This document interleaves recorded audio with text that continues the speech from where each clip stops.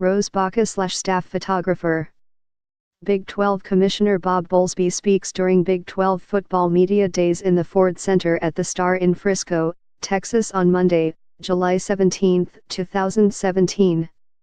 Rose Baca/The Dallas Morning News. By Chuck Carlton, staff writer. Contact Chuck Carlton on Twitter, @ChuckCarlton. Big 12 Commissioner Bob Bowlsby didn't endear himself this week to folks in Orlando, Florida, or Group of 5 conference schools. Asked by ESPN about unbeaten Central Florida being left out of the college football playoff and finishing No.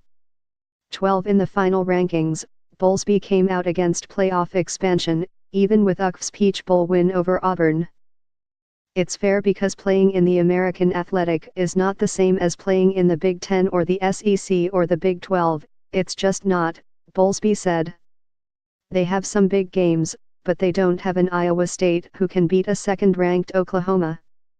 The depth of those leagues and the quality at the top, getting ready for one game against Auburn, that's a lot different than playing Auburn every week. While acknowledging UCF as a very good football team, Bowlsby used a Big 12 example to make his point. If TCU and UCF played 10 times, I defy anybody to convince me that UCF would win the majority of the games, Bowlsby said. Of course, I've only been looking at it for 35 years. You can debate Bowlsby's assessment of UCF or tone, but his view doesn't appear much different from the CFP selection committee. UCF never gained traction throughout the season. Wins within the American just didn't give UCF much juice in the rankings, even though the resume was comparable to some power conference teams ahead of it. Bottom line, it's going to be a huge uphill climb for any Group of 5 team to crash the CFP party at 4 teams beyond the one spot now allocated in a New Year's 6 game. Even if Houston had run the table last season with wins over Oklahoma and Louisville, would the Cougars have made the top 4? If anything, the computers and human polls of the BCS era were friendlier to those outside power conferences.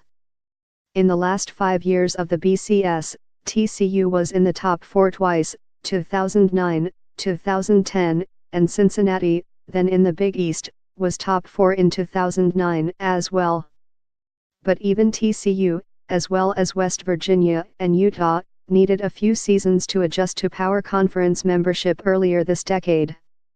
The financial and perception difference between the Power 5 and Group of 5 continues to get larger, one reason why UCF and close to 20 other schools were lobbying for Big 12 membership back in 2016.